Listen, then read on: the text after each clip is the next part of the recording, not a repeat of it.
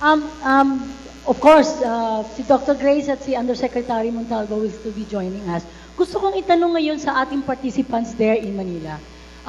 Ano sa tingin nila, yung maepekto ba o wala yung mga pangyayari just like the conflicts in Mindanao, far away in Mindanao. Maepekto ba sa inyo dyan sa Manila?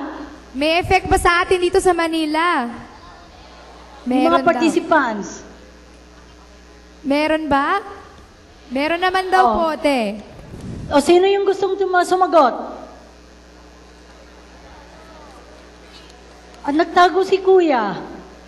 Hindi yata nakapagpaalam kay nanay. Yes, anybody from Manila who can answer me if you think may epekto yung mga pangyayari dito sa Mindanao sa inyo dyan. Okay. Meron ba? Kung may effect ang conflict. Willing to... Yes. Okay. Meron gustong sumagot? Yes, yes, please.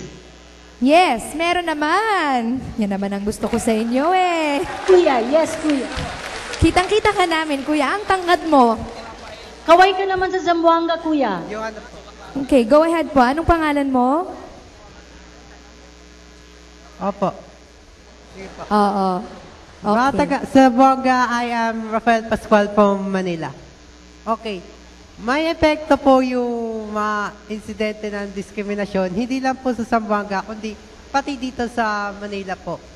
Kasi po, dahil po dun sa mga narinig ko istorya po ng diskriminasyon, tsaka po yung meaning nun, talaga pong naapektuhan po, hindi lang po yung mga lahi na dinidiscriminate po, pati na rin po yung lahi na mismong nang didiscriminate kasi naapektuhan din po yung kanilang karangalan na nasisira dahil po sa ginagawa ng kanilang mga kalahi.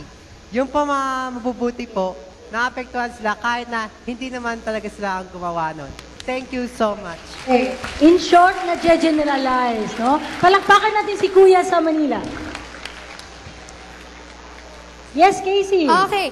Ate Baikon, ang tanong naman namin sa Zamboanga, gising pa ba kayo? Yan ang tanong ko. Yes! Zamboanga, wave your hands to Manila.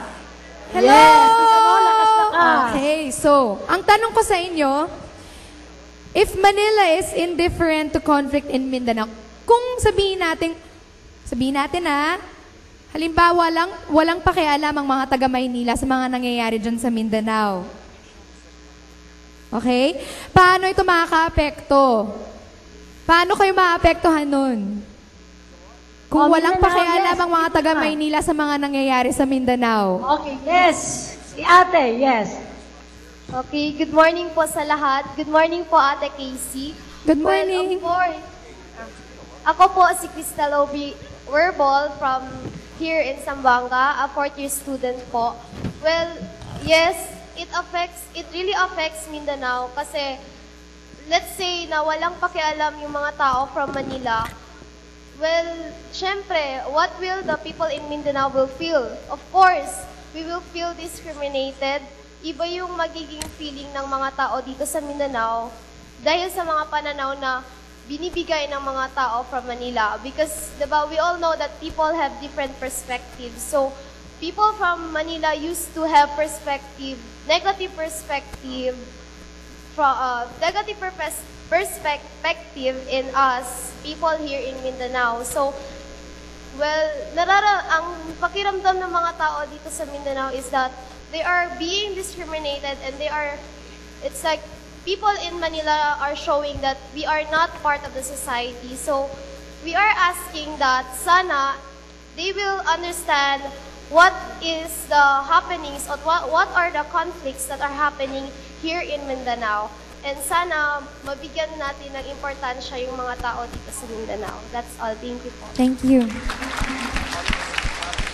Maraming salamat. So, ibig sabihin, intindihin, alamin, makialam kung ano yung nangyayari sa Mindanao. Casey? Yes, Ate Baikon, anything else that you would like to say about this issue? Na okay na kami dito, baka gusto rin nating itanong sa ating mga guests, no? Kung Yes. paano ba nakaka-apekto nga itong discrimination, hindi lang doon sa may direktang, direct person, Yes. victim ng isang discrimination. Okay, kung paano naapektuhan ang madlang people. Oh, Yes, okay. madlang people. All right. Who Would you would like want to to go start first from- po? Kayo po.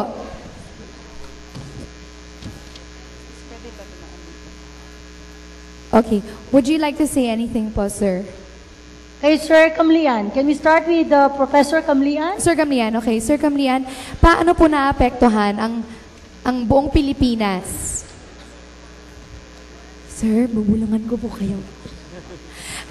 Paano po nakaka-apekto yung nangyari po sa inyong diskriminasyon sa inyong personal pong buhay? Paano po maapektuhan at paano po siguro masusolusyonan yung kinuwento nyo po? Opo. Okay. Alam ninyo, itong problema natin sa diskriminasyon, masyadong mahirap na masolusyonan kasi problema sa isipan ng bawat isa sa atin. Hindi gaya, mas madali solusyonan natin yung political at saka economic problem kasi konkreto yun. Pero ito nandito sa isipan at saka damdamin natin. So, paano natin ito? Number one, dapat mag-umpisa sa pamilya. Tuturuan natin ang ating mga anak ng magandang ugali na mayroon iba. There are others. There are people na hindi gaya natin. Pero tuturo natin, yung others ay mabuti rin ng tao gaya natin. Para Ibig kung sabihin ni makarinig sila Professor, ng others na hindi kagaya nila, na hindi sila masisyak, hindi sila matatakot. Pangalawa, sa mga eskwelahan, ako ay may isang magtuturo. Tinuturo ko ito. Kasama ito sa curriculum namin, yung Muslim-Christian understanding. Isa yan, hindi ka makagraduate sa aming eskwelahan kung wala yon. Sa mga simbahan, dapat isali din sa mga religious leader na pagtuturo. Sa mga pinapangarap natin na yung leader natin, ang presidente, ang kongreso at sa senado, gumawa ng tamang mga laws, regulation na pwede magiging criminal act ang diskriminasyon. Yes. Para yung tao hindi basta-basta mag-criminal. Pero, ang problema natin, kung ang nagdi-discriminate ay ang mga senador, mga congressman na may-ari ng malalaming kayamanan sa Pilipinas, yun ang nagdi-discriminate. Paano natin maisipan na gagawa sila ng batas bawal laban sa diskriminasyon? Tama po kayo, Professor. Thank you, Sir Camlian. Yan ang problema Okay, natin. so, We might want Okay. to, gusto rin nating itanong kay Professor aspirant, paano ba nakaka-apekto po yung discrimination na yan sa lahat ng tao sa Pilipinas? Thank you, Sir Camlian. Simple lang po yun. Pag may gira sa Mindanao, pag may sakit ng kalingkingan, sakit ng buong katawan. Pag may gera po sa Mindanao, sakit ng ulo ng buong Pilipinas. Kasi po, by the hundreds, by the thousands na ang magiging IDPs, internally displaced na mga tao. Saan sila pumupunta? Nung idiniklara ho yung gera ng 2000, ang daming mga estudyante kong nag-drop. Saan sila pupunta? Para masalbaho sila at hindi sila masaktan dito sa gera, pumunta sila sa NCR. So dadami ho yung tao dyan, pag yung problema sa Mindanao, hindi na solusyonan. Okay, yan. So alam na natin ngayon kung bakit overpopulated yung Manila. Yes, Casey, from your end, baka gusto nating itanong kay... Unahin ko muna dito, Casey, si Dr. Grace. Sa pangkalahatang tingin, tinitingnan ko yan in terms of governance din, no? Governance, And opo. governance.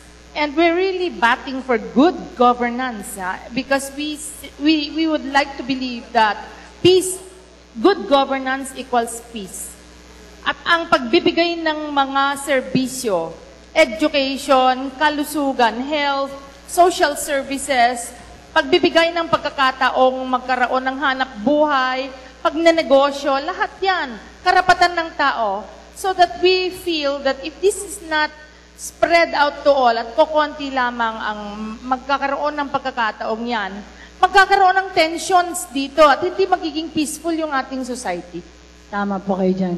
Casey, si Thank you. Undersecretary naman. Yes, si Sir Montalvo po has something to say to us. Malaking epekto pag may gera sa Mindanao. Sa Maynila tayo, hindi natin nararamdaman, nababasa lang sa dyaryo, nakikita sa TV.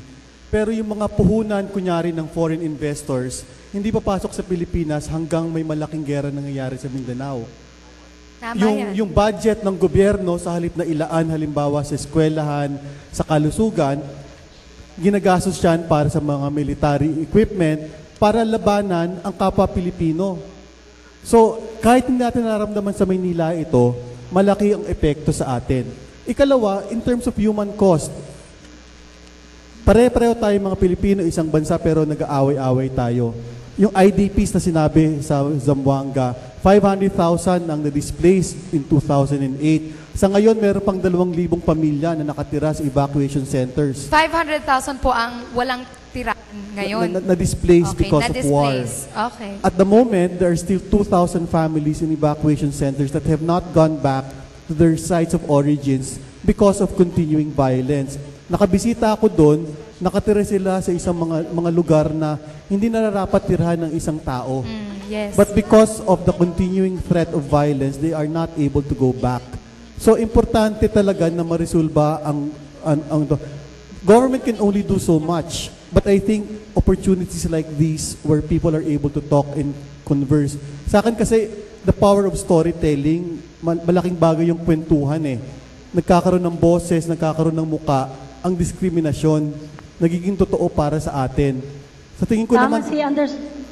Yes, tamang-tama po yung sabi ni Undersecretary. Budget, at dapat tayo nag-uusap, kaya po may Peace Tech. We will continue po with the inputs from our guests and our commentaries. Pero gusto kong itanong sa ating mga participants, both in Manila and in Luzon. Okay. Particularly in Zamboanga, I mean. Manila at Zamboanga.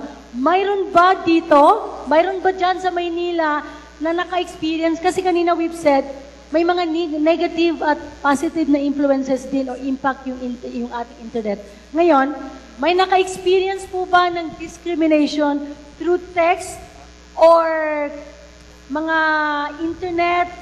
Through text or internet? Ang tanong ni Ate Baikon, meron ba sa atin ang naka-experience ng diskriminasyon through text or internet? At any point in our lives. Ako, oo. Racist. Diyan sa Maynila, mayroon ba? Meron din. O, sabihin natin for being homosexual. For being gay. Meron? Meron. Okay, mayroon. How about sa faith, Casey? By being Muslim or being Christian? Meron ba? Being Muslim and Christian naman ngayon. All forms of discrimination, but the focus is Muslims and Christians. Meron? Meron. Yes. Meron po. Yes, meron dyan. Alright. Thank you. Mayroon bang gusto i-share si ate? Briefly, yes? Yes, please. Sure. Sige po, sige. Merong Okay. Sige. Go ahead. Sa akin pong ma'am, negative na ma'am sa discrimination. About sa text and then chat, meron po akong naranasan na yung sinasabi, alam nila yung mga Muslim is masasama, ganyan.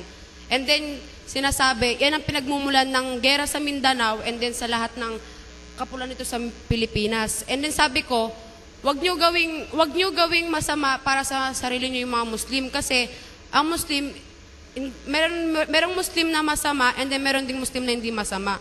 Merong mga bagay na sa Mindanao is, alam din natin na meron din iba dyan na is moro din ang mga pinagmumulan ng gulo. Salamat ate. Yes. Thank you.